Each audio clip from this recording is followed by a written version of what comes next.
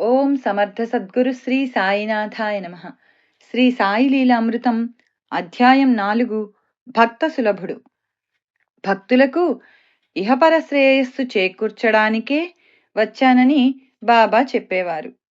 ఐహికమైన కోర్కెలతో బాబాను దర్శించరాదని చెబుతున్న భక్తునితో అలా చెప్పవద్దు. నా వద్దకు అందరూ మొదట అలానే వస్తారు. కష్టాలు కోరికలు తీరి జీవితంలో స్థాయి చిక్కాక నన్ననుసరించి సన్మార్గానికి వస్తారు అన్నారు. అందుకే సాయి భక్త సులభుడు.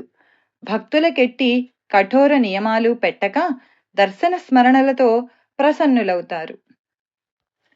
రేగే అను భక్తుడు హైకోర్టులో జడ్జిగా పనిచేశాడు. ఉపనయనమైనప్పటి నుండి అతడు ఆసన ప్రాణాయామాలతో పాటు సూర్యుని బింబము మధ్యలో శ్రీమన్నారాయణుడున్నట్లు ధ్యానిస్తూ ఉండేవాడు. అతనికి 1910లో ఒకే రాత్రి 3 కలలు వచ్చాయి. అతడు తన శరీరము నుండి విడివడి ఎదుట శ్రీమన్నారాయణుని చూస్తున్నాడు. ఈసారి శ్రీమన్నారాయణుడు తన పక్కనున్న ఒక వ్యక్తిని చూపి, ఈ షిరిడీ సాయి నీవాడు, ఆయనను ఆశ్రయించు అన్నారు. అతడు గాలిలో తేలి ఒక గ్రామం చేరాడు. ఒక వ్యక్తి కనిపించి అది షిరిడీ అని చెప్పి అతనిని ఒక మసీదుకు తీసుకువెళ్ళాడు. అక్కడ సాయి కాళ్ళు చాపుకొని కూర్చొని ఉన్నారు. అతడు నమస్కరించగానే లేచి అతనిని కౌగిలించుకొని, నీవు నా దర్శనానికి వచ్చావా? నేనే నీకు రుణపడ్డాను, నేనే నీ వద్దకు రావాలి అని అతనికి నమస్కరించారు. తర్వాత కొంతకాలానికి అతడు షిరిడీ వెళ్ళి బాబాకు నమస్కరించగానే ఆయన, అరే, మనిషిని పూజించడమేమిటి అని అతని సంశయంపై దెబ్బతీశారు. స్వప్నంలోలాగా తనను దగ్గరకు తీయలేదని నిరాశ చెంది మధ్యాహ్నం బాబా ఒక్కరే ఉన్నప్పుడు ఆయనను దర్శించాడు రేగే.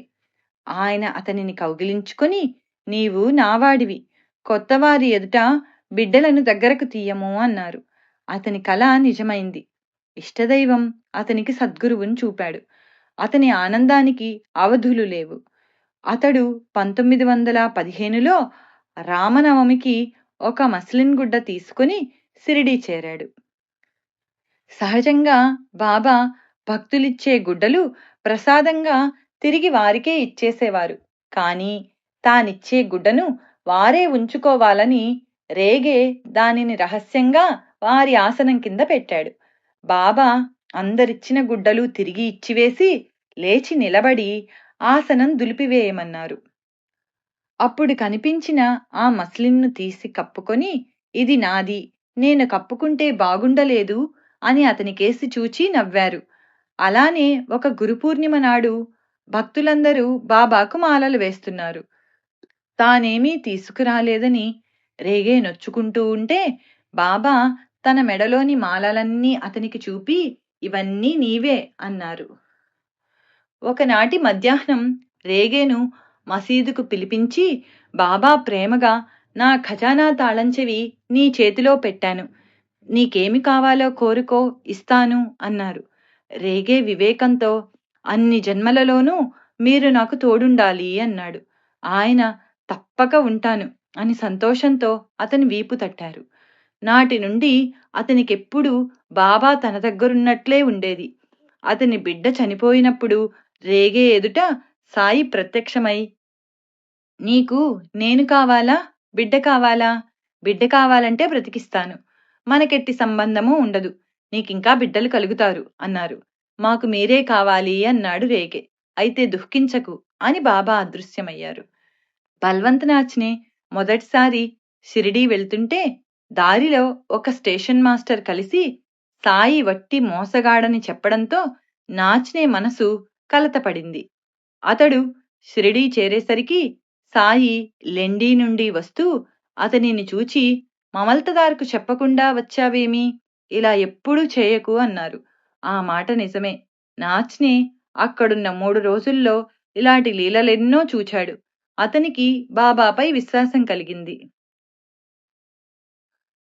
అతడు 1915లో షిరిడీ వెళ్తుంటే తామంత్ అనే వ్యక్తి సాయికివ్వమని ఒక కొబ్బరికాయ, 2 అణాలు ఇచ్చాడు. నాచ్నే కొబ్బరికాయ సాయికి సమర్పించాడు కాని దక్షిణ ఇవ్వడం మరచాడు. అతడు తిరిగి వెళ్ళేటప్పుడు సాయి, మంచిది వెళ్ళిరా, కాని ఆ పేద బ్రాహ్మణుడు ఇచ్చిన 2 అణాలు ఇవ్వవేమి? ఒప్పుకున్న పని సరిగ్గా చెయ్యి, లేకుంటే ఒప్పుకోకు అన్నారు. అతడవి తెచ్చి సమర్పించాడు. సాయిని చాలా కాలం సేవించిన శ్రీమతి చంద్రబాయి బోర్కర్ ఇలా చెప్పింది: మా వారు 1909లో పండరిలో ఉన్నారు. నేను షిరిడీ వెళ్ళాను. ఒకరోజు బాబా, అమ్మా, నీవు వెంటనే పండరీ వెళ్ళు, నేను తోడుగా ఉంటాను, నాకు రైలు అక్కరలేదు అన్నారు. నేను మరిద్దరితో కలిసి వెళ్ళేసరికి మా వారు అక్కడ పని వదలి ఎక్కడికో వెళ్ళిపోయారు. నా వద్దనున్న పైకంతో తిరిగి కురుద్వాడి చేరి దిక్కుతోచక స్టేషన్లో కూర్చున్నాను. ఒక ఫకీరు వచ్చి, ఆలోచిస్తావేమి, వెంటనే వెళ్ళు, మీ వారు థోండ్ స్టేషన్లో ఉన్నారు అన్నారు. నా దగ్గర ఛార్జీలు లేవంటే అతడు 2 టికెట్లు ఇచ్చాడు. మేము థోండ్ చేరేసరికి మా వారక్కడ కునుకు తీస్తూ ఉంటే కలలో ఫకీరు కనిపించి, నా తల్లిని ఇలా అశ్రద్ధ చేయకు, ఇప్పుడు రైల్లో వస్తుంది అన్నారట. మా వారు ఎదురొచ్చి నన్ను తీసుకెళ్లారు. నా దగ్గరున్న సాయిపటం చూచి తనకు కనిపించింది వారేనన్నారు. నేను 48 సంవత్సరాల వరకు గర్భిణిని కాలేదు. బాబా 1918లో ఒకసారి, తల్లి నీకేమి కావాలి అన్నారు. మీకు తెలుసు అన్నాను. ఆయన సరేనన్నారు. తర్వాత 3 సంవత్సరాలకు నాకు ఋతుక్రమం ఆగిపోయింది. ఆ వయస్సులో గర్భం అవదని, అది వ్రణమని వైద్యులు అన్నారు.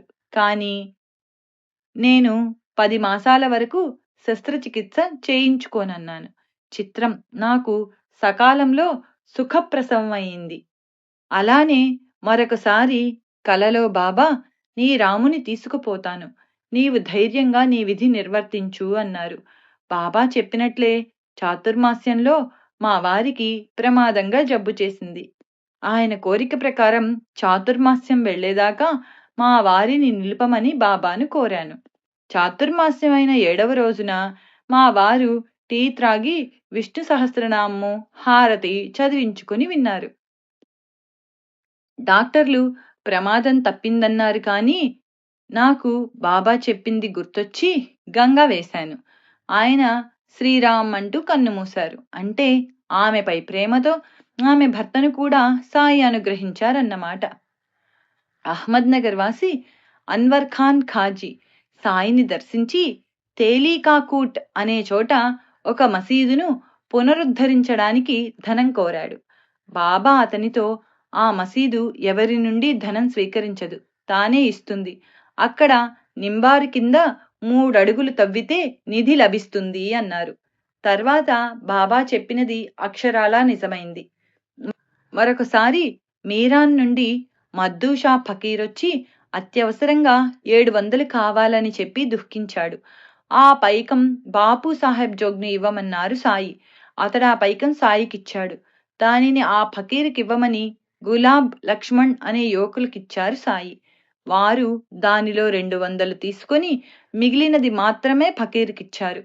అతడు ఎంత గోల పెట్టినా సాయి పలుకలేదు. అతడు కాలినడకన వెళ్తుంటే నీమ్గావ్ వద్ద అతనికి ఇర్రస్ షా అనే పార్సీ భక్తుడు ఎదురై భిక్ష 200 సమర్పించాడు. కారణం, ఆ ముందటి రాత్రి ఇర్రస్ షాకు సాయి కలలో కనిపించి టాంగాలో షిరిడీ వెళ్ళమని, నీమ్గావ్ దగ్గర ఎదురయ్యే ఫకీరుకు భోజనము 200 ఇవ్వమని చెప్పారు. మరొకసారి లాసూర్ నుండి వచ్చిన ముస్లిం 4000 రూపాయలు కావాలని ఏడ్చాడు. తామిచ్చినా అతనికి దక్కదని సాయి ఎంత చెప్పినా అతడు వినలేదు.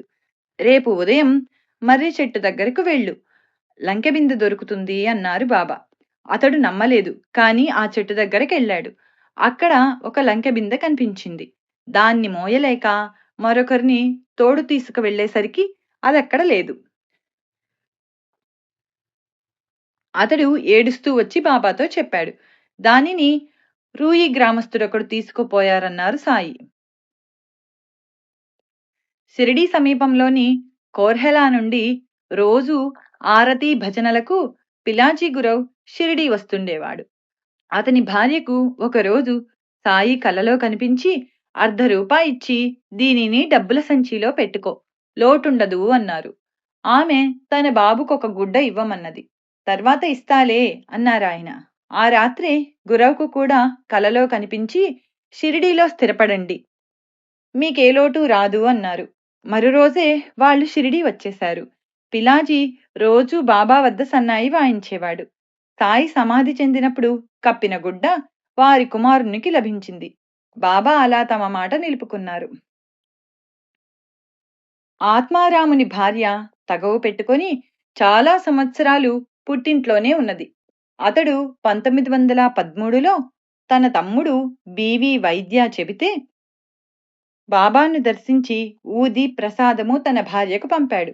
చిత్రం, అవి చేరగానే ఆమె భర్త ఇంటికి వచ్చేసి ఇదే నా ఇల్లు, పుట్టింట్లో సుఖమేమున్నది అన్నది. నాటి నుండి వారు సుఖంగా ఉన్నారు. హరిబాబు ఫస్నే ఒక కలరా రోగికి బాబా ఊది ఇస్తే ఆ వ్యాధి తగ్గడంతో రోగులెందరో వచ్చి అతని వద్దనున్న ఊది అంతా తీసుకుపోయారు. ఇంకేమి చేయాలా అని అతడు కంగారు పడుతూ ఉంటే నాటితో ఊళ్ళోనే ఆ వ్యాధి లేకుండా పోయింది. తర్వాత ఫన్సే పక్క గ్రామంలో ఒక మిత్రుని వద్దకు వెళ్ళాడు. ఆ మిత్రుని తమ్మునికి ఎంతో ప్రమాదంగా జబ్బు చేసి ఏమి చేసినా తగ్గడం లేదు. అతని స్నేహితుడు సాయి మహాత్ముడైతే నీ ద్వారా నా తమ్ముణ్ణి కాపాడాలి అన్నాడు. రోగి పరిస్థితి ప్రమాదంగా ఉండడం వలన ఫన్సే తప్పించుకోజూచాడు, కానీ వీలు పడలేదు. నాటి రాత్రి ఆ రోగియే శ్రీ సాయి పూజకు అన్ని ఏర్పాట్లు చేసి పూజంతా శ్రద్ధగా చూస్తూ కూర్చున్నాడు. ఎలాగైనా తప్పించుకోవాలని ఫన్సే ఎంతో ఎక్కువ ఫీజు అడిగినా వాళ్ళు అంగీకరించారు. నాటి రాత్రి కలలో సాయి కనిపించి ఫన్సేకు మందు తెలిపారు. దానితో ఆ వ్యాధి తగ్గిపోయింది. బాబాను నమ్మిన వారికి తప్పక న్యాయం చేకూరుతుంది. గుహడా అనే ఊళ్ళో ఒక బ్రాహ్మణునికి ఒక చిన్న నేరానికి మరణశిక్ష విధించారు. అతని మిత్రుడైన ముస్లిం షిరిడీ వెళ్ళి సాయికి చెప్పుకుంటే ఆయన భగవంతుడు 4 రోజుల్లో కరుణిస్తారు అన్నారు. అతడు అప్పీలు చేసుకుంటే సరిగ్గా 4వ రోజుకల్లా శిక్ష రద్దయింది. అలానే ఒకప్పుడు బాంద్రాలోని కుదువ వ్యాపారులు కొందరు వ్యాపారంలో అక్రమాలు చేశారు. కానీ వారితో పాటు ఆదందలాలికి కూడా నిష్కారణంగా శిక్ష పడేలా ఉన్నది. అతడు ఒక భక్తుని ఇంట బాబా పటానికి మోకరిల్లి నేను నిర్దోషిని, నన్ను రక్షించు అని ప్రార్థించాడు. అందరిలో అతడొక్కడికే శిక్ష తప్పి పరువు నిలిచింది. అతడు సంతోషంగా టీ త్రాగడానికి వెళ్తుంటే కూడా ఒక ఫకీరు వచ్చారు. కానీ హోటల్ వద్ద ఆదం వెనుకకు తిరిగి చూచేసరికి ఆ ఫకీరు కనిపించలేదు. కాకాసాహెబ్ దీక్షిత్ 1910లో షిర్డీలోని కొంత భూమి బేరం చేశాడు. ఆసామి లక్ష్మణ్ భట్ దాని వెల 200 చెబితే దీక్షిత్ ₹150కు అడిగాడు. బేరం ఎంతకూ తెగలేదు. భట్ మసీదుకు వెళ్ళినప్పుడు సాయి ఎందుకలా వాదించుకుంటారు, మధ్య మార్గంగా పోండి, నీవు ₹175కు తగ్గవద్దు అన్నారు. కాని అతడా విషయం దీక్షిత్కు చెప్పలేదు. చివరకు ₹150కి కొనుగోలు జరిగింది. కాని లక్ష్మణ్ ఇంటికి వచ్చి డబ్బు లెక్క పెట్టుకుంటే ₹175 ఉన్నది. దుర్బేగావ్లో శాంతాబాయికి వేలు మీద ఎముక కుళ్ళి చీము కారుతూ ఉండేది. ఆమెకు ఒకరోజు కలలో బాబా కనిపించి దేకామాలి ఆకు పసురు పూసుకోమన్నారు. అలా చేస్తే ఆ పుండు త్వరలో తగ్గిపోయింది. ఆ విషయం ఆమె సెప్టెంబర్ 1918లో బాబాకు జాబు రాసింది.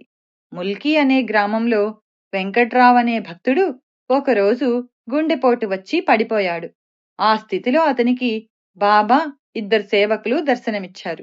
అతడు వారిస్తున్నా వినకుండా ఆ సేవకులు అతని కాళ్లు వత్తారు. తర్వాత వెంకట్రావు 1918లో షిరిడీ వెళ్ళినప్పుడు సాయి వద్ద ఆ సేవకులిద్దరినీ చూశాడు. అంతవరకు తన తండ్రి యొక్క భక్తి విశ్వాసాలను విమర్శిస్తూ ఉన్న వెంకట్రావు ఆస్తికుడు సాయి భక్తుడయ్యాడు. అతనికి ఏ కష్టమొచ్చినా సాయికి వ్రాస్తే ఆ జాబు బాబాకు చేరగానే కష్టం తొలగేది.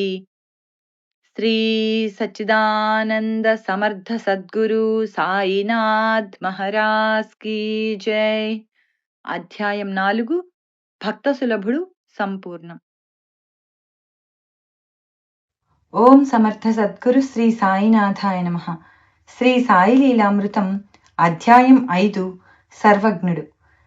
శ్రీ సాయి పిచ్చి ఫకీరులా కనిపించినా వారి దివ్యలీలలెన్నో ఆకాశంలో నక్షత్రాలలా, సముద్ర తీరాన ఇసుక రేణువులలా, మనసులో పుట్టే ఆలోచనలలా భక్తులకు అనుక్షణము అనుభవమవుతూ వారి హృదయాలను పులకింపచేస్తూ ఉండేవి.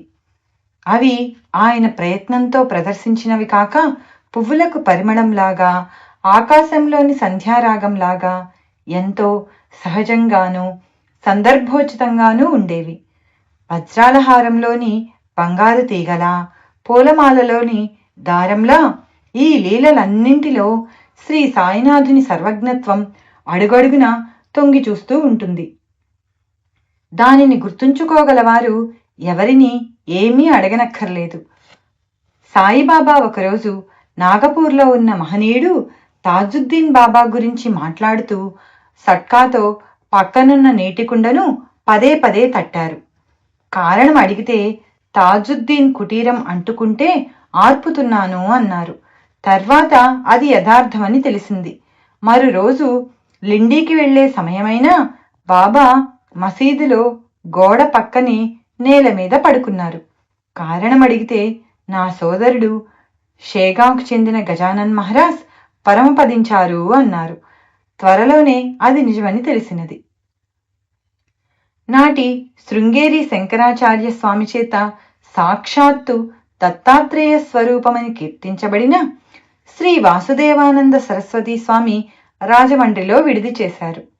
నాందేడ్ నుండి పుండలీకరావు అనగా దాసగను వారిని దర్శించాక తాను శ్రీ సాయిని కూడా దర్శిస్తూ ఉంటానని చెప్పాడు. ఆ స్వామి ఎంతో సంతోషించి సన్యాసులమైన మేము ఎవరికీ నమస్కరించము, కాని శ్రీ సాయి విషయం వేరు. ఈ కొబ్బరికాయ మా తరపున వారికి సమర్పించు. ఈ తమ్ముణ్ణి ఎప్పుడూ ప్రేమగా గుర్తుంచుకొమ్మని చెప్పు అని అతడికి ఒక కొబ్బరికాయ ఇచ్చారు. తర్వాత అతడు అతని మిత్రులు మన్మాడ్లో దిగి సమీపంలోని ఏటి దగ్గర కారపు అటుకులు తింటూ పొరపాటున ఆ కొబ్బరికాయ కొట్టి అందులో కలుపుకొని తిన్నారు. వాళ్ళందరూ షిరిడీ చేరగానే సాయి అతనిని చూస్తూనే నా సోదరుడు పంపిన కొబ్బరికాయ ఏది అన్నారు. అతడు తాను చేసిన తప్పు చెప్పుకొని క్షమాపణ వేడుకొని దానికి బదులు మరొక కాయ సమర్పిస్తానన్నాడు. బాబా, నా సోదరుడిచ్చిన కాయకు మరేదీ సాటి కాజాలదు. అయినా జరిగిన దానికి బాధపడకు, అంతటికీ భగవంతుడే కర్త అన్నారు. కన్నడ దేశంలోని వాడ్గాంలో విడిది చేసిన అప్పా అనే మహాత్ముని గురించి, బెంగాల్లోని శ్రీ రామకృష్ణ పరమహంస గురించి, పూనాలోని హజరత్ బాబాజాన్ గురించి, ఇలా ఇంకెందరి గురించో సర్వమూ వారికి తెలుసు. పూనాలోని భీమశంకర ఆలయంలో ఉన్న ఒక సాధువును గాడ్గిల్ దర్శిస్తూ ఉండేవాడు. ఆయన ఒకసారి అతనిని శ్రీ సాయి దర్శనానికి పంపారు. అతడు షిరిడీ చేరి ఇక్కడ ఏ మహాత్ముడైనా ఉన్నారా అని విచారిస్తే ఇక్కడి మసీదులో ఒక పిచ్చి ఫకీరు మాత్రం ఉన్నాడు అని చెప్పారు. శ్రీ సాయి ముస్లిం అని సంశయిస్తూనే గాడ్గిల్ మసీదు చేరాడు. అప్పుడు బాబా, నీవి మసీదులోకి రావద్దు, నేను ముస్లింను, నీవు ఆ భీమశంకర ఆలయంలోని సాధువు కాళ్ల మీదే పడు అని కేకలేశారు. అలానే ఆయన ఒక రోజున పండ్లు మిఠాయిలు కొని అందరికీ పంచారు. కారణం అడిగితే ఈరోజు ఒక మహాత్ముని దర్బారు నుండి ఒకడు ఇక్కడికి వచ్చాడు అన్నారు. విచారిస్తే అచ్చటి వారిలో హుబ్లీలోని శ్రీ గురు సిద్ధారూఢుల శిష్యులొకరు ఉన్నారని తెలిసింది. ఇంతటి మహనీయులందరి గురించి అనుక్షణము తెలుసుకొనగల సాయికి సామాన్యులైన సాధువుల గురించి కూడా తెలుసు. ఆయన మహిమ విని 1911లో హరిద్వార్ నుండి సోమదేవస్వామి అనే సాధువు షిరిడీ బయలుదేరాడు. అతడెక్కిన టాంగా షిరిడీని సమీపిస్తూ ఉండగా అతడి మసీదుపై కట్టిన జెండాలు దూరం నుంచి చూచి, ఈయన నిజమైన సాధువైతే తన కీర్తిని ఇలా చాటుకోడు, ఇలాంటి వాణ్ణి చూడనైనా కూడదు అన్నారు. కాని సాటివారి బలవంతంపై సాయిని దర్శించగానే అతడి హృదయం శాంతిని పొంది ఆనంద భాష్పాలు కారాయి. అలా చిత్తశాంతిని ఇవ్వగలదే యోగ్యమైన స్థలమని తన గురువు చెప్పిన వాక్యం అతనికి గుర్తొచ్చింది. కాని సాయి కోపంతో, జెండాలు ప్రదర్శించుకునే ఈ కపట సాధువును చూడనైనా కూడదు, తిరిగి నీ స్వస్థానానికి వెళ్ళిపో, ఈ మసీదులోకి వచ్చావో జాగ్రత్త అని గద్దించారు. అతడు ఆయన సర్వజ్ఞత్వం చూచి పశ్చాత్తాపంతో శరణు వేడాడు. అప్పుడతనిని మసీదులో ప్రవేశించనిచ్చారు బాబా. భక్తుడు రేగే 1914లో మిత్రుడు అవస్థను ప్రోత్సహించి షిరిడీ తీసుకువెళ్ళాడు. దారిలో ఒక స్టేషన్లో సైనికాధికారి రైల్లోని ప్రయాణికులను దింపి సైనికులను ఎక్కిస్తున్నాడు.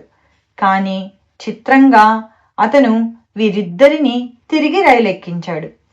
రేగే రాత్రంతా భజన చేశాడు. వారు షిరిడీ చేరగానే రేగేను చూపుతో సాయి, అతనికి ఎవరినైనా వెంట తీసుకొస్తే గాని తృప్తి లేదు, వాళ్ళు నా బిడ్డలను రైల్లోంచి దింపివేయాలని చూచారు, కాని వీళ్ళిద్దరినీ దింపవద్దని ఆ సైన్యాధికారికి చెప్పాను అన్నారు. రేగేను చూపుతూ, నాకు రాత్రంతా నిద్రలేదు, నా పడక చుట్టూ బాబా బాబా అన్న ఇతడి కేకలే అన్నారు. మనం చేసేది ఎవరికి తెలియకున్నా మనకు తెలుస్తుంది. అలా మనలో అన్నీ తెలుసుకునేది సాయియే. ఒకసారి శ్రీమతి కణీత్కర్ ద్రాక్ష పండ్లు సమర్పిస్తే బాబా ఎంతో ప్రీతితో తీసుకున్నారు. కానీ వెంటనే అందులోంచి కుళ్ళిన పండ్లు మాత్రమే తీసుకొని మిగిలినవి తిరిగి ఇచ్చి, ఇవి నీ బిడ్డలకిచ్చుకో అన్నారు. ఆమె బాధపడుతూ ఇల్లు చేరాక వాళ్ళ అమ్మాయి, అమ్మా నీవా పండ్లు బాబాకివ్వగానే, అయ్యో బాబా ఆ పండ్లన్నీ అందరికీ పంచేస్తారు, ఆయన తిన్నట్లు కాదు మనం తిన్నట్లు కాదు అనుకున్నాను అన్నది. ఆమె భావం కన్న తల్లికి తెలియకున్నా సాయికి తెలుసు. ఒకసారి గాడ్గిల్ మామిడి పండ్లు సమర్పిస్తే తీసుకొని, ఆహా ఇతడు కొన్న పండ్లన్నీ నాకే సమర్పించాడు, కానీ పండిట్ నా కోసం కొన్న పండ్లలో కొన్ని తిని మిగిలినవిచ్చాడు అన్నారు. పండిట్ సిగ్గుతో తలవంచుకున్నాడు. చోల్కర్ అనే పేద గుమాస్తా తాను పరీక్షలో పాసై ఉద్యోగమొస్తే షిరిడీ వచ్చి కలకండ పంచుతానని మొక్కుకున్నాడు. అతని కోరిక నెరవేరింది. అతడు నిత్యము టీలో చక్కెర వేసుకోవడం మానివేసి అలా కూడబెట్టిన పైకంతో షిరిడీ చేరి కలకండ పంచాడు. తర్వాత జోక్తో, ఇతనిని తీసుకువెళ్ళి చక్కెర ఎక్కువ వేసిన టీ ఇవ్వు అన్నారు బాబా. దాసగణకు ఎంతో ఆచారం. అతడు ఉల్లి తినేవాడు కాదు. ఒకసారి బాబా అతనిని ఉల్లిపాయ శనగపప్పు కలిపి పితలా వండి కొంచెం తిని తర్వాత తమకు తెమ్మన్నారు. అతడది తేగానే, నీవు తిన్నావా అన్నారు. అతడు తిన్నానన్నాడే గాని నిజానికి అతడు అందుకు ప్రత్యామ్నాయంగా దానిని వేలుతో తాకి పెదవికి గడ్డానికి ఆనించుకొని ముఖం కడుక్కున్నాడు. బాబా నవ్వి అతడు చేసినది చేసి చూపారు. ఉల్లి అతనికి ఎంతో మేలు చేస్తుందని, తినమని చెప్పారు. ఒకసారి దీక్షిత్ మసీదుకు రాగానే బాబా, నీవు తాంబూలం ఇవ్వలేదు అని అడిగి తీసుకున్నారు. గదిలో తాను పూజ చేసినప్పుడు తాంబూలం అర్పించడం మరచానని అతనికి అప్పుడు గుర్తొచ్చింది. భిక్కుబాయి తెచ్చిన పూలమాల నివేదన బాబా స్వీకరించలేదు. అవి స్వీకరించమని బ్రతిమాలిన భక్తులతో ఆయన, ఈమె గోదావరి వద్ద శోకంతో నన్ను నిందించింది, అలా తెచ్చినవి నాకొద్దు అన్నారు. ఆమె పంతంగా మాల వేయబోతే అది 3 ముక్కలై కింద పడింది. నిజమే, సాయి తన స్నేహితురాలైన రాధాకృష్ణ ఆయి ప్రాణం కాపాడలేదని ఆమె కోపర్గాంలోని గోదావరి వద్ద సాయిని నిందించి శోకించి తర్వాత ఆ మాల నివేదన తీసుకొని షిరిడీ వచ్చింది. అలానే ఒక లాయరు వచ్చి నమస్కరించగానే సాయి కొందరెంత దొంగలో పాదాల మీద పడి దక్షిణ సమర్పిస్తారు, వీపు వెనుక వాళ్లే విమర్శిస్తారు అన్నారు. పండరిపురంలో ఒక పెద్ద మనిషి తన జబ్బు తగ్గించమని సాయిని ఆశ్రయించడం మూఢనమ్మకమని విమర్శించాడు ఆ లాయరు.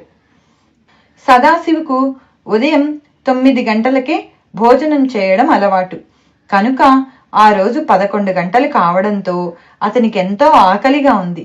కానీ అతడు బిడియంతో మసీదులోనే కూర్చుండిపోయాడు. ఇంతలో ఒక భక్తుడొచ్చి బాబాకు పాలకోవా సమర్పించాడు. సాయి దానిని ఆత్రంగా అందుకొని సదాశివుకు ఒక బిళ్ళ విసిరారు. అతడు దానిని ప్రసాదంగా ఇంటికి తీసుకువెళ్లాలనుకున్నాడు. అది నీకిచ్చింది చేతిలో పట్టుకోవడానికి కాదు అన్నారు బాబా. అది తిన్నాక అతనికి మరో బిళ్ళ విసిరారు. అతడది ఇంటికి ప్రసాదంగా ఉంచుకోగానే మరలా సాయి అలానే అన్నారు. అది కూడా తినగానే అతనికి ఆకలి తీరింది.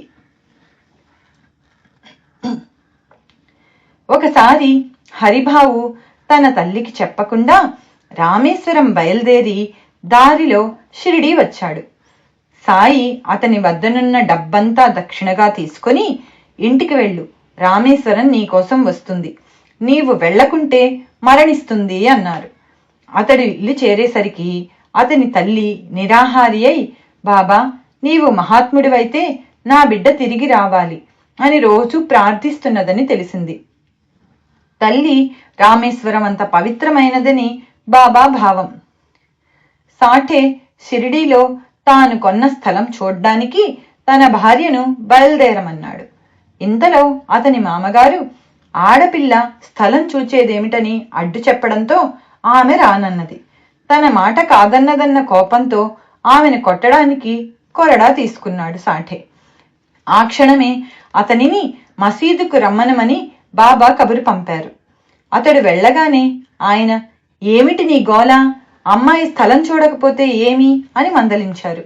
తన ఇంట జరిగే ప్రతిదీ ఆయనకు తెలుస్తుందని సాఠే గుర్తించాడు. అలాగే ఒకసారి శ్రీమతి ప్రధాన్ ఆయనకు పాదపూజ చేస్తూ ఉండగా, నీవు వెంటనే ఇంటికెళ్ళు అన్నారు బాబా. ఆమె వెళ్లేసరికి పాప గుక్కపట్టి ఏడుస్తున్నది. ఆమె పాపను సముదాయించి మరలా మసీదుకు వెళ్ళింది. ఇప్పుడు పూజ పూర్తి చేసుకో అన్నారు సాయి. నూల్కర్ మొదటిసారి షిరిడీ వెళుతూ దక్షిణగా 20 రూపాయలు బాబాకు సమర్పించాలనుకున్నాడు. సాయిని దర్శించి ఆయన కళ్ళలోకి చూస్తూనే అంతటి మహాత్ముణ్ణి దర్శించుకోగలగడం మహాభాగ్యం అనుకున్నాడు. బాబా వెంటనే దక్షిణ కోరారు. అతడొక బంగారు నాణెం ఇచ్చాడు. సాయి దానిని తిప్పి చూస్తూ, దీని విలువెంత అన్నారు. 15 రూపాయలు అన్నాడు నూల్కర్. సాయి దానిని తిరిగి ఇచ్చి, ఇది నీవు ఉంచుకొని రూపాయలివ్వు అన్నారు. అతడిచ్చిన 15 రూపాయలు తీసుకొని, నాకు 10 రూపాయలే ముట్టాయి, ఇంకా 5 రూపాయలివ్వు అన్నారు. అతడిచ్చాడు. ఆ విధంగా అతడు ఇవ్వదలచిన 20 రూపాయలే తీసుకున్నారు బాబా. అలానే శ్రీమతి బాపత్ 4 అణాలిచ్చినప్పుడు ఆయన నవ్వుతూ, మిగిలిన 4 అణాలు ఇవ్వక ఈ పేద బ్రాహ్మణ్ణి ఎందుకు మోసగిస్తావు అన్నారు. ఆమె సిగ్గుపడి మరో 4 అణాలిచ్చింది. కారణం, మొదట ఆమె 8 అణాలు ఇవ్వదలచిందట. ఒక భక్తుడు బాబాకు దక్షిణగా శ్యామ పేరిట 2 రూపాయలు మనీ ఆర్డర్ పంపాడు. అది చేరినప్పుడు బాబా భిక్షకు వెళ్లారు. ఆయన సర్వజ్ఞతను పరీక్షించదలచి శ్యామ ఆ కాసులు మసీదు ముంగిట పాతిపెట్టాడు. ఆయన వాటి విషయమై ఏమీ అనలేదు. 6 మాసాల తర్వాత శ్యామ ఇంట దొంగలు పడి సర్వం దోచుకుపోయారు.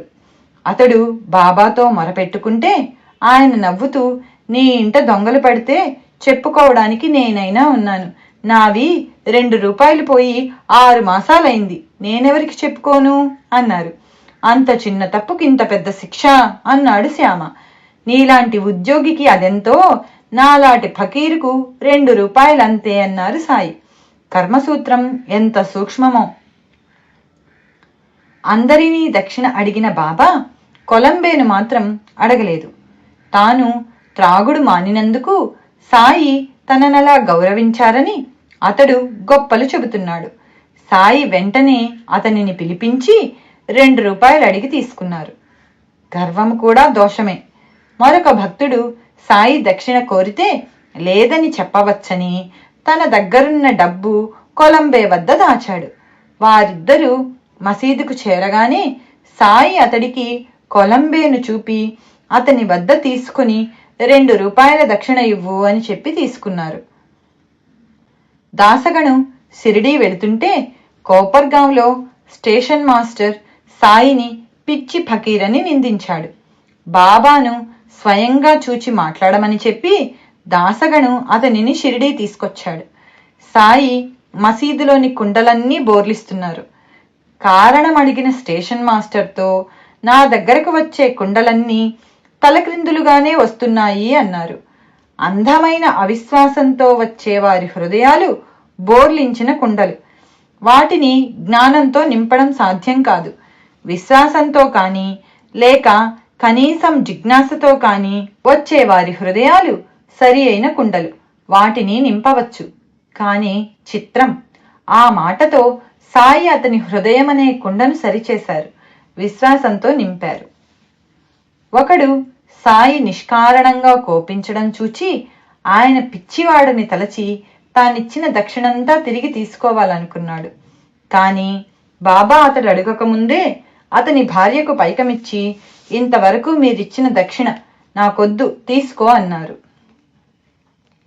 ఇంతవరకు ఎక్కడెక్కడో ఉన్న మానవుల యొక్క పరిస్థితులు, హృదయగత భావాలు బాబాకు అనుక్షణము తెరిచి ఉన్న పుటలలాగా ఎలా తెలుస్తుండేవో గమనించాము. ఎక్కడెక్కడ ఏ భక్తులు ఆపదలో ఉన్నారో, వారికేమి జరగనున్నదో ఆయనకు తెలుసు. వాళ్లకు శ్రేయస్కరమైతే అట్టి ఆపదను నివారిస్తూ ఉండేవారు. ఎప్పుడైనా బాబా తమ చేతులు శంఖంలా కలిపి ఊదితే అది ఏ భక్తుని మరణమో సూచించేది. ఒకరోజు ఆయన అలా చేసి, నానా చావనున్నాడు, కానీ నేను చావనిస్తానా అన్నారు. నాటికి 8వ రోజున నానా చందోర్కర్ షిరిడీ వచ్చాడు. సరిగ్గా బాబా అలా అన్నప్పుడే తానెక్కిన గుర్రపు బండి తలక్రిందులై అతడు గుర్రం కాళ్ల వద్ద పడ్డాడు. అయినా అతనికి ఎట్టి ప్రమాదమూ జరగలేదని చెప్పాడు. ఒకసారి ఆయన తమకు కడుపు నొప్పిగా ఉన్నదని చెప్పి ఒక గుడ్డ పొట్టకు చుట్టుకొని భక్తులను కొసలు పట్టుకొని ఇంకా ఇంకా గట్టిగా లాగమని చెప్పి చివరికి బాధ తగ్గిందన్నారు. అదే సమయంలో నీమ్గావ్లో ఒక భక్తురాలు ప్రసవ వేదన పడి ఆయన నొప్పి తగ్గిందన్న సమయంలోనే ప్రసవించిందని తర్వాత తెలిసింది. భక్తుల బాధలు కూడా ఆయనవే. ఒకరోజు ఆయన ప్రధాన్తో, నా శరీరంలోని ఈ పక్కగా నొప్పిగా ఉంది, 4 రోజుల్లో తగ్గుతుందిలే అన్నారు. వారం తర్వాత కానీ అతనిని ఇంటికి పోనివ్వలేదు. అతడు ఇల్లు చేరాక తెలిసింది. సరిగ్గా బాబా అలా అన్న సమయంలోనే బొంబాయిలో అతని తల్లికి పక్షవాతం వచ్చింది. ప్రధాన్ షిరిడీలో ఉన్నంత వరకు ఆమెకు ఎట్టి ప్రమాదమూ జరగదని, అవసరమైతే అతనిని సాయియే పంపగలరని నానా చందోర్కర్ ఆ ఇంటి వారికి ధైర్యం చెప్పాడు. ఆ వారంలో ఆమె పరిస్థితి విషమించింది. ఆమెకు విరోచనమైతే మంచిదని వైద్యులన్నారు. సరిగ్గా సమయానికి ప్రధాన్ ఇల్లు చేరి ఆమెకు తీర్థప్రసాదాలివ్వగానే 4వ రోజున జబ్బు తగ్గింది. అలానే సాయి ఒకనాడు మహల్సాపతితో, నీ భార్య మెడవాచి బాధపడుతున్నది, నేనే తగ్గిస్తాను, ఇతరుల వల్ల కాదు అన్నారు. మరో ఊళ్ళో ఉన్న ఆమె అలా బాధపడిందని, తర్వాత ఆ బాధ తగ్గిపోయిందని కబురు వచ్చింది. ఎప్పుడైనా ఆయన భక్తులకు ఇలాంటి బాధలు తొలగించకుంటే అందుకు బలీయమైన కారణమేదో ఉండేది. మోహిలే అనే భక్తుడు తన కుమార్తెను షిరిడీ తీసుకొచ్చాడు. ఆ పాపకు పై పెదవి చీలి ఉన్నది. సాయి, నేను ఈ బిడ్డను బాగు చేయగలను, కానీ దేవకోటికి చెందిన ఈ పాప త్వరలో మరణిస్తుంది అన్నారు. అలానే జరిగింది. మానవుల గురించే కాదు, సర్వ ప్రాణికోటి గురించి ఎప్పుడు ఏమి జరుగుతుందో, ఏమి జరగనున్నదో బాబాకు తెలుస్తుండేది. ఒకనాడు మసీదులో ఒక బల్లి కూస్తూ ఉంటే ఒక భక్తుడు అదేమి శకునమని అడిగాడు. సాయి, ఇందులో శకునమేమున్నది? ఔరంగాబాదు నుండి తన చెల్లెలు వస్తున్నదని సంతోషిస్తున్నది అన్నారు. నాటి మధ్యాహ్నం ఒక భక్తుడు గుర్రం మీద వచ్చి దానిని మసీదు ముంగిట కట్టేశాడు. దానికి ఉలవలు పెట్టాలని అతడు సంచి దులిపితే అందులోంచి ఒక బల్లి బయటపడింది. అది అంతకుముందు కూసిన బల్లి ఆడుకుంటూ గోడపైకి పాకాయి. బాబా వాటిని చూపగానే భక్తుడు విస్తుపోయి ఆ వ్యక్తిని విచారించాడు. అతడు ఔరంగాబాద్ నుండి వస్తున్నానని చెప్పాడు. ఆ ఊరి నుండే ఒక మనిషి గుర్రమెక్కే వస్తాడని, దాన్ని మసీదులోనే కట్టేసి ఒలవలే పెడతాడని, ఆ సంచిలో ఒక బల్లి ఉన్నదని బాబాకెలా తెలుసు? ఇందులో ఏది జరగకున్నా ఆయన మాట వ్యర్థమవుతుంది. అలానే ఒకనాడు మహల్సాపతితో మీ ఇంటి దగ్గర 2 పాములున్నాయి అన్నారు సాయి. అతడు ఇల్లు చేరేసరికి అతడి ఇంటి తలుపు దగ్గర ఒక పాము, పక్కనే కుమ్మరివాని తల దగ్గర మరొకటి కనిపించాయి. మరొక రోజు సాయి తమ చేయి పాములా పెట్టి చూపుతూ, రాత్రి నీవు వచ్చేటప్పుడు ఆ దొంగ ఎదురవుతాడు, కూడా లాంతరు తెచ్చుకో అన్నారు. అతడా రాత్రి లాంతరు తీసుకుని వస్తుండగా దారిలో ఒక పాము ఎదురైంది. శ్రీ సాయి ఏమి చేసినా, ఎంత చిన్న మాట చెప్పినా జరగనున్నదంతా స్పష్టంగా తెలిసి అలా చేస్తారని భక్తుల అనుభవాలు నిరూపిస్తూ ఉండేవి. సదాశివ తార్కాడ్ మిల్లు మేనేజర్ పదవికి రాజీనామా చేసి సకుటుంబంగా షిరిడీలో ఉన్నాడు.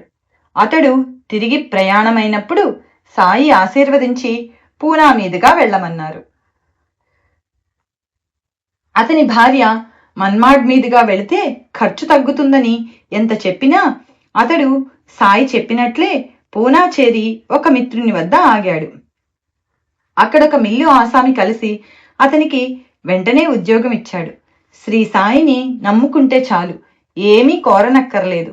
ఎప్పుడైనా ఆయన చేసినదే శ్రేయస్కరం, మనకు తోచింది కాదు. ఒక తల్లి తన కొడుకు నార్కేకు స్థిరమైన ఉద్యోగం లేదని బాధపడుతూ ఉండేది. ఒకరోజు బాబా ఆమెతో నీ బిడ్డను పూనాలో స్థిరపరుస్తాను అన్నారు. అలానే అతనికి 1917లో పూనాలో స్థిరమైన ఉద్యోగం వచ్చింది. తర్వాత అతనితో ఒక రోజున నీ మామ బూటి ఇక్కడొక ఆలయం కడతాడు, నీవు దానికి ధర్మకర్తవవుతావు అన్నారు బాబా. అలానే బూటి 1918లో నేటి సమాధి మందిరం కట్టించాడు. తర్వాత దానికి నార్కే ధర్మకర్త అయ్యాడు.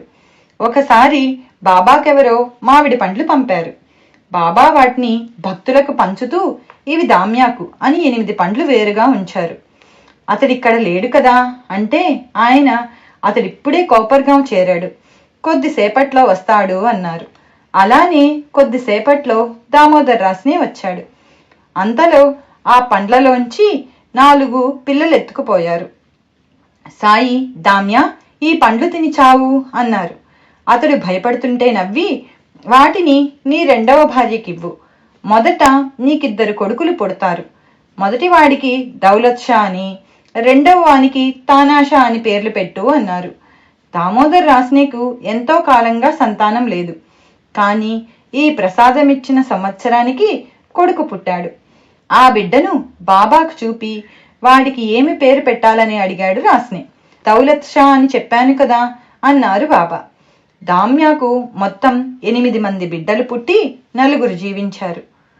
ఒకరోజు బాలక్రామ్ కుమారుడు షిరిడీ వెళుతున్నానని చెబితే బాబాకేమైనా పంపాలనుకున్నది శ్రీమతి తార్కాడ్. కానీ ఇంట్లో ఒకసారి నివేదించిన పాలకోవా బిళ్ళ తప్ప మరేమీ లేదు. అదీ కాక బాలక్రామ్కు మైల వచ్చింది.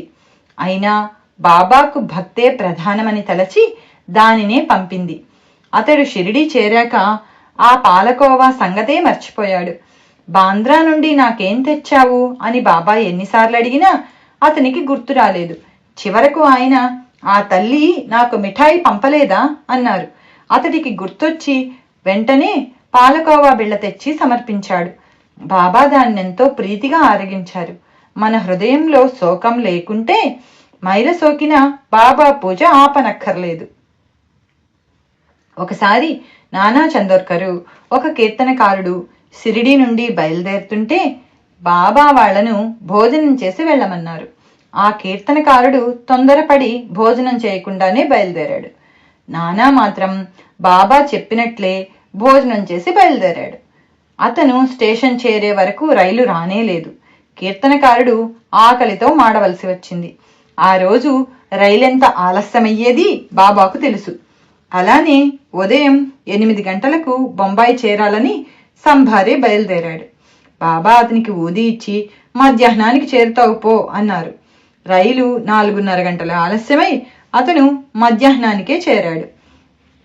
నార్కర్ 1915లో ఒక రోజున సెలవు కోరినప్పుడు బాబా రైలు అందుతుంది వెళ్ళు అన్నారు. అతడు కోపర్గాం వద్ద నది ఒడ్డు చేరేసరికి చీకటి పడింది. నది వరదల వలన అప్పుడు పడవ నడపడం లేదు. బాబా మాట వ్యర్థమెలా అయిందా అనుకుంటుండగా ఒక మమల్తదారు అక్కడికొచ్చాడు. అతని కోసం ప్రత్యేకంగా వచ్చిన పడవలో నార్కర్ కూడా నది దాటి రైలు అందుకున్నాడు. కాకా మహాజని షిరిడీలో ఒక వారం ఉండాలని వచ్చాడు. అతనిని చూస్తూనే బాబా, నీవింటికి ఎప్పుడు వెళ్తావు అన్నారు. మీరు చెప్పినప్పుడు అన్నారు కాకా. అయితే రేపే వెళ్ళు అన్నారు సాయి. అతడు మర్నాడు బొంబాయి చేరేసరికి ఆఫీసులో పై అధికారికి జబ్బు చేసి ఆ రోజు కాకా తప్పక ఆఫీసుకు పోవలసి ఉన్నది. ధూమల అనుభవం ఇంకొకలా ఉన్నది. అతడు మరో రోజు నేఫాడ్లో కోర్టుకు హాజరు కావలసి ఉన్నది. అతడు దారిలో బాబాను దర్శిస్తే ఆయన అతడిని వారం రోజులు నిలిపివేశారు. తర్వాత అతడు నేఫాడ్ చేరేసరికి జడ్జికి జబ్బు చేయడం వలన ఆ రోజుకు వాయిదా పడిందని తెలిసింది. జోగ్ వద్ద ఒక వ్యక్తి 1400 అప్పు తీసుకొని నోటు గడువు దాటిపోతున్నా అప్పు తీర్చలేదు. ఒకరోజు జోగ్ అతని వద్దకని బయలుదేరుతుంటే బాబా నవ్వి, నీ డబ్బెక్కడికి పోదు, ప్రశాంతంగా కూర్చో, అదే వస్తుంది అన్నారు. జోగ్ కోపంతో, నేను వెళ్తేనే ఇవ్వనివాడు దావా వేయకుంటే ఎలా ఇస్తాడు? అది రాకుంటే నేనిక్కడ ఎలా బతకాలి? మీ సేవ ఎలా చెయ్యాలి అన్నాడు. బాబా సెలవు ఇవ్వకపోయేసరికి అతడు ఆశ వదులుకున్నాడు. నోటు గడువు తీరిపోయింది. కానీ తర్వాత ఆ వ్యక్తి వచ్చి 1400 ఇవ్వబోయాడు. కానీ జోగ్ వడ్డీ కూడా ఇస్తే కాని ఆ పైకం ముట్టనని పట్టుబట్టాడు. కానీ వడ్డీ లేకుండానే తీసుకోమని సాయి చెప్పినందువల్ల అతడు ఆ పైకం తీసుకొని ఆయనకే అర్పించాడు. సాయి కొద్ది మాత్రమే తీసుకొని మిగిలినది అతనికే ఇచ్చారు. వేరు గతి లేకుంటే తప్ప వడ్డీ తీసుకోవడం మహాపాపమని, ఆచరించిన ధర్మమంతా వ్యర్థమైపోతుందని ఋషులు చెప్పారు. మన మనఃప్రవృత్తిని బట్టి బాబా లీలలు అనుభవం అవుతాయి. బాబాపై ఎట్టి విశ్వాసం లేకుండా ఆయనను పరీక్ష చేయడానికి వచ్చిన హరికనోబా తన కొత్త చెప్పులు మసీదు ముందు విడచి అవి కనిపించేలా లోపల కూర్చున్నాడు. దురభిమానంతో అతడు సాయి చెంతన కూడా తన తలపైనున్న జరీ తలపాగా తీయలేదు. అతడు బయటికి వచ్చేసరికి చెప్పులు లేవు. అతడు భోజనం చేసి విచారంగా బసకు చేరాక ఒక పిల్లవాడు ఆ చెప్పుల జత తన కర్రకు తగిలించుకొని, హరికా బేట జరీకా ఫేట, హరి అనేవాడి కొడుకు జరీ తలపాగా కలవాడు ఎవరు అని కేకలు వేస్తున్నాడు. అతన్ని పిలిచి విచారించగా సాయి అతనికి ఆ చెప్పులిచ్చి ఆ విధంగా విచారించి వాటిని ఆసామికి ఇవ్వమని చెప్పారని తెలిసింది. సాయికి తన పుట్టుపూర్వోత్తరాలు కూడా తెలుసునని కనోబా గుర్తించాడు. అంతటి మహనీయుని ఎప్పుడూ గుర్తించుకోవడానికి ఆయన పటం దగ్గర ఉంచుకోవడం సమంజసమే. కానీ అది మాత్రమే చాలదు. ఒకరోజు కొందరు యువకులు బాబాను ఫోటో తీసుకుంటామని శ్యామాను అడిగారు. బాబా లెండీ నుండి వచ్చేటప్పుడు సాఠేవాడా వద్ద నిలుపుతానని, అప్పుడు ఫోటో తీసుకోమని వాళ్లతో శ్యామ చాటుగా చెప్పాడు. తర్వాత లెండీ నుండి తిరిగి వస్తూ బాబా, శ్యామ, ఏమిటి గోల? ఫోటో తీయవద్దని పిల్లలకు చెప్పు, అడ్డుగోడ కూలదొస్తే అదే చాలు అని గబగబా వెళ్ళిపోయారు. ఆ యువకులు ఏ మధ్యవర్తిని ఆశ్రయించక బాబానే ఆశ్రయిస్తే పని జరిగేదేమో. రాగద్వేషాలు విడిచి అందరిలోనూ బాబా ఉన్నారని గుర్తుంచుకొనడమే అడ్డుగోడలు తొలగించుకోవడం అంటే. మరొక రోజున తమను దర్శించవచ్చిన ఒక భక్తుణ్ణి అడిగి మరీ ఫోటోలు తీయించుకున్నారు బాబా. అందరూ ఆశ్చర్యపోతుంటే అతడిలా చెప్పాడు, నేను షిరిడీ వస్తుంటే ఎలాగైనా సాయిని ఫోటో తీయమని నా మిత్రుడు జోషి కెమెరా ఇచ్చాడు. శ్రీ సచ్చిదానంద సమర్థ సద్గురు సాయినాథ్ మహారాజ్ కీ జై. అధ్యాయం 5 సర్వజ్ఞుడు సంపూర్ణం.